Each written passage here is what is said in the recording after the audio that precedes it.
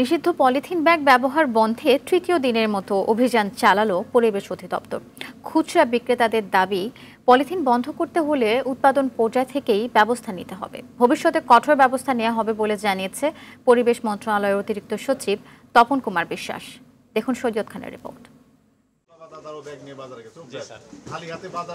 ক্ষমতা গ্রহণের পর থেকেই পলিথিন ব্যাগ নিষিদ্ধের বিষয়ে বেশ সোচ্চার অন্তর্বর্তী সরকার।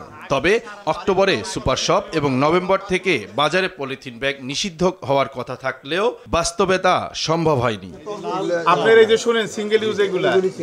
এ পর্যন্ত 2 দিনের অভিযানে 4টি উৎপাদনকারী প্রতিষ্ঠান বন্ধ, প্রায় 26 লাখ টাকা জরিমানা সহ 50,000 কেজির বেশি পলিথিন জব্দ করে পরিবেশ অধিদপ্তর।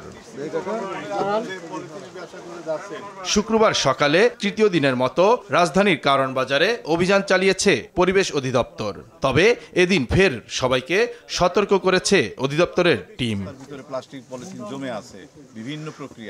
খুচরা বিক্রেতাদের দাবি, পলিথিন বন্ধ করতে হলে উৎপাদন পর্যায় থেকেই ব্যবস্থা নিতে হবে। আট মন্ত্রণালয় নাকি পলিথিন একটা বাইর করছে, তো ওটা বাজারে অ্যাভেলেবেল না, কিংবা কোনো দোকানেও নাই।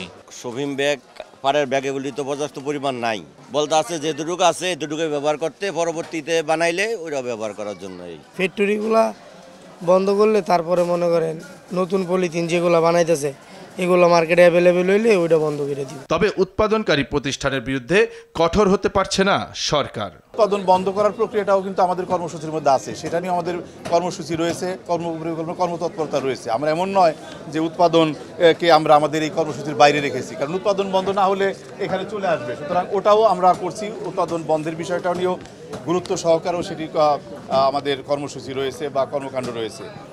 সরকারের আহ্বানে সাড়া না দিলে ভবিষ্যতে আরও কঠোর হওয়ার কথা জানিয়েছেন মন্ত্রণালয়ের অতিরিক্ত সচিব তপন কুমার বিশ্বাস। আগামী সপ্তাহ থেকে আমাদের মোবাইল কোর্টের ম্যাজিস্ট্রেট সংখ্যা বাড়বে।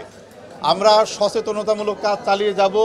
পাশাপাশি যদি আমাদের এই আহ্বানে কেউ সাড়া না দেয়, সহযোগিতামূলক আচরণ না পাই আমরা ক্রেতা বিক্রেতার কাছ থেকে, তখন তো মোবাইল কোর্ট তার নিজস্ব গতিতে অগ্রসর হবেই, এবং সেই সংখ্যা বাড়াচ্ছি, আমরা আরও স্ট্রেংথেন করছি। শরীয়ত খান, RTV, ঢাকা।